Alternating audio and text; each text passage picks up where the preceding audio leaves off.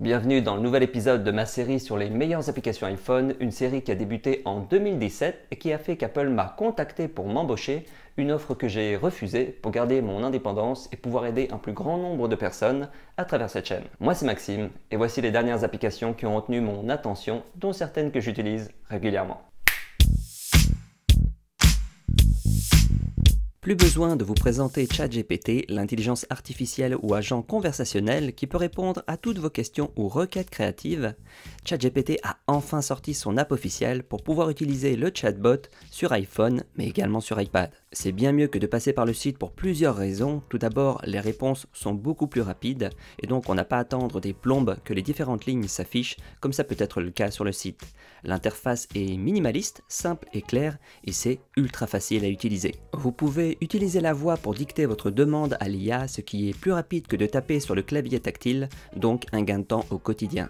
Et de plus, grâce à cette app, il est possible d'intégrer gratuitement ChatGPT à Siri sur tous vos produits Apple pour que l'assistant vocal passe de niveau bébé à celui d'un érudit et vous n'êtes plus obligé de passer par mon raccourci que je vous avais présenté dans une autre vidéo. Pour réaliser cette intégration, j'ai créé un raccourci tout simple qui fonctionne nickel et je vous ai mis le lien du raccourci à télécharger dans la description si vous avez la flemme de le créer vous-même. Alors l'app permet également de partager avec n'importe qui par SMS ou mail les réponses apportées par ChatGPT. Un lien va ouvrir une page web avec les réponses en question. Comme sur le site, vous pouvez poser plusieurs questions à la suite ou bien démarrer une nouvelle conversation avec l'intelligence artificielle. Bref, une app à avoir sur son iPhone ou iPad pour vous aider au quotidien dans vos tâches personnelles et professionnelles. Quand vous avez du temps libre, il arrive souvent de ne pas savoir quoi faire ou choisir, et bien c'est justement là où intervient l'excellente application Sequel.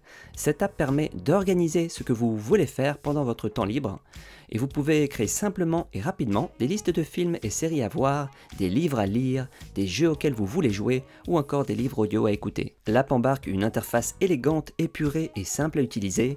Il suffit d'appuyer sur le bouton plus pour ajouter une nouvelle entrée qui sera automatiquement mise dans la bonne catégorie.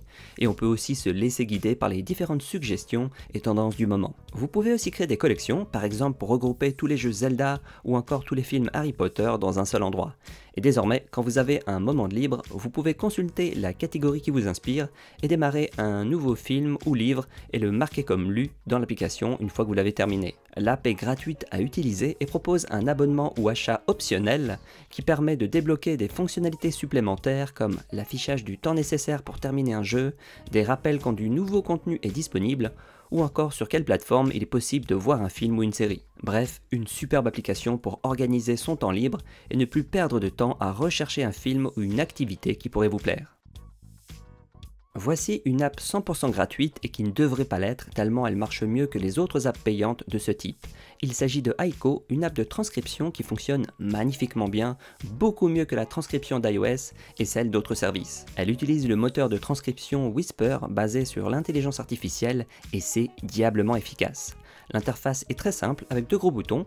Vous pouvez soit dicter ou importer une vidéo ou un mémo vocal provenant de fichiers ou encore de l'app photo. L'app va alors en local tout transcrire en texte et ça peut prendre plus ou moins de temps en fonction de la puissance de votre iPhone en sachant qu'il faut au minimum un iPhone XS. Alors l'app ne collecte pas vos données puisque rien ne quitte la machine, tout le travail de transcription est effectué par l'iPhone et non un serveur distant, donc même pas besoin de connexion internet. Vous pouvez faire une recherche dans le texte, le copier ou encore l'exporter sous différents formats, par exemple pour ajouter des sous-titres à une vidéo. Et une manière utile d'utiliser cette app au quotidien, c'est pour la transcription des messages vocaux que vous recevez, par exemple sur WhatsApp et Signal, et que vous ne pouvez pas écouter à cause d'un environnement silencieux ou bruyant. Il suffit d'envoyer le message vocal dans Aiko via le menu de partage et celui-ci va afficher le contenu du message.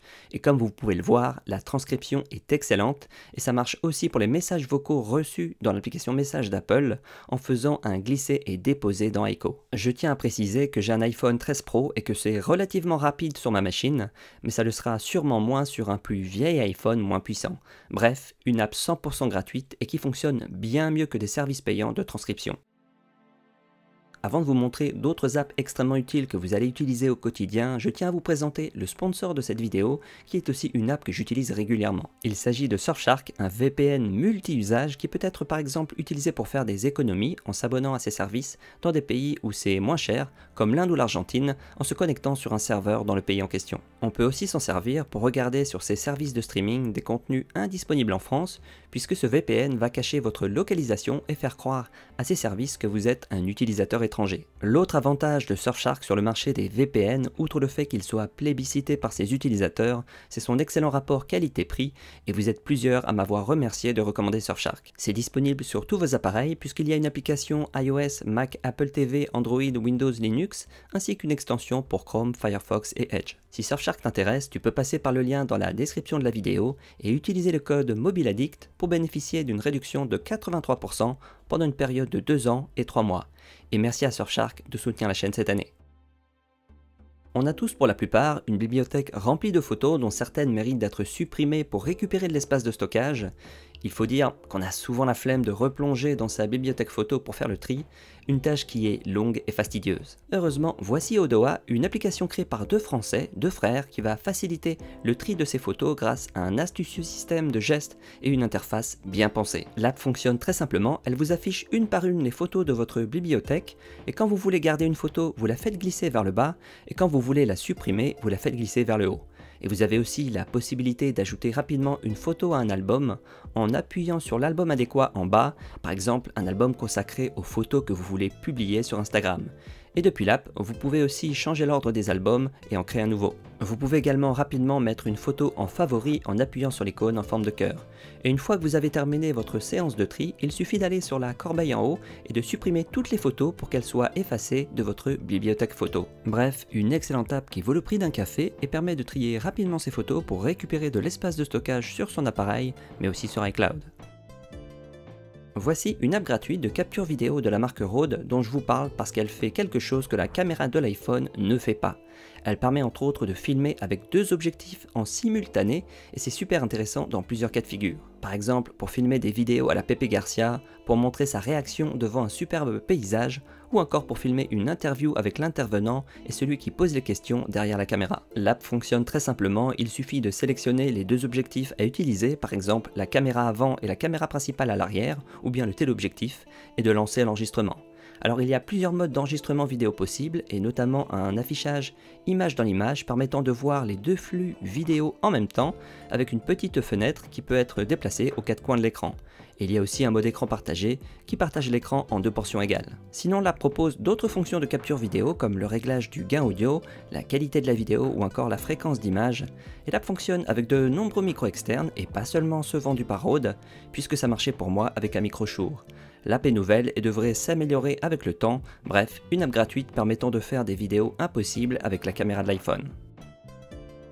Attention, très original, je vais vous parler de l'app Google. Je sais ce que vous allez dire, tu te fous de notre gueule Maxime.